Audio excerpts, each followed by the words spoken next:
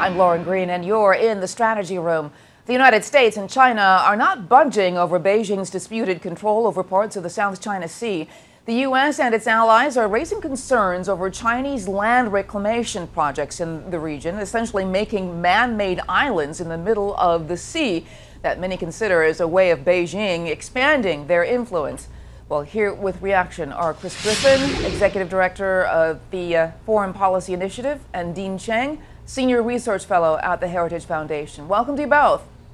Thank you for having us. Dean, let me start with you. How big of a concern is China's actions in the South China Sea? This should be of enormous concern. $5.3 trillion worth of trade transits through the South China Sea.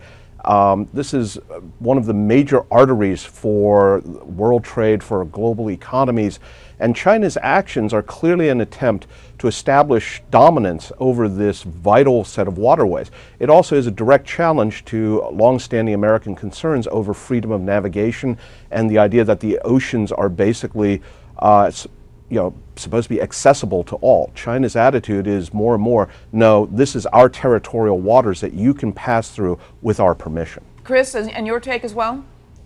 I completely agree that whenever we're reading reports about this, it tends to be framed in terms of rocks and artificial islands. That for Americans, what we need to keep in mind is this comes down to really basic principles that we have struggled over hundreds of years to maintain with regards to international freedom of the seas and free commerce.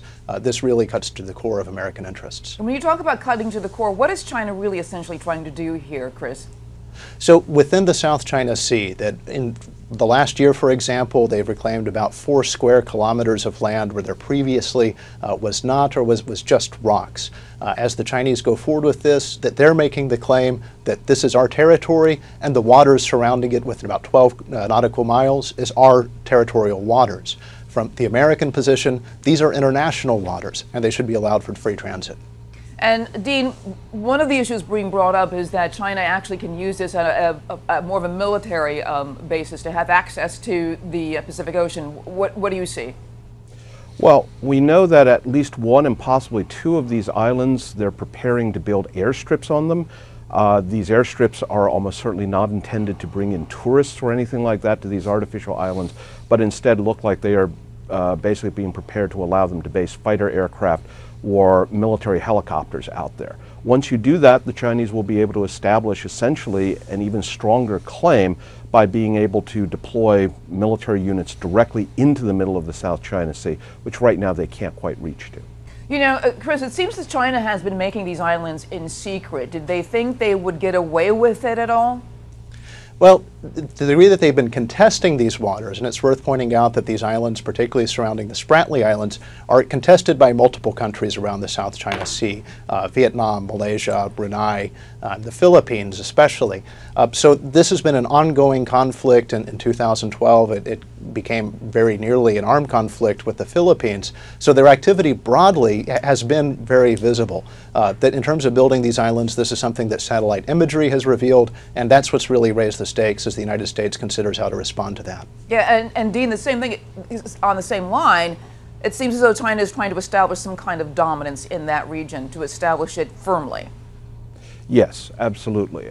This set of waters, one of the reasons why it's also important for the Chinese is because Hainan Island, which is a very large island, nobody questions that that is part of China, is where they're building a spaceport, they are building an aircraft carrier docking facility, ballistic missile submarine facility. So this is almost like trying to create a buffer zone to protect this incredibly important set of military bases in China proper. And now looking ahead, could tension really build between Beijing and Washington, Dean? I think absolutely.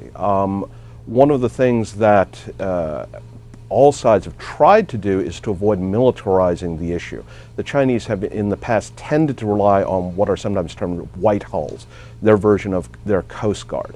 But as Secretary Kerry found out during his ongoing visit, the Chinese military is now playing a much larger role in the South China Sea dispute.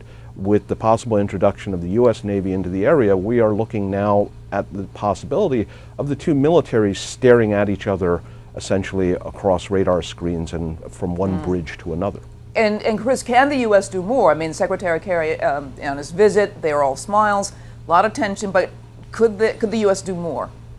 Well, the Wall Street Journal reported last week that the United States is considering contesting that these man-made islands by sending our ships within 12 nautical miles, so it would be the territorial waters if they were, in our view, Chinese territory, and also perhaps conducting military overflights. The best analogy is similar disputed waters in the East China Sea. In 2013, China declared an air defense identification zone over those waters. In response, we flew B-52s over them to indicate to them that we don't take their claim as being legitimate. All right, I want to thank you both, Chris and Dean, for being here on the Strategy Room. Thank you. You want to check out foxnews.com for more on the South China Sea dispute. I'm Lauren Green, and thanks for watching.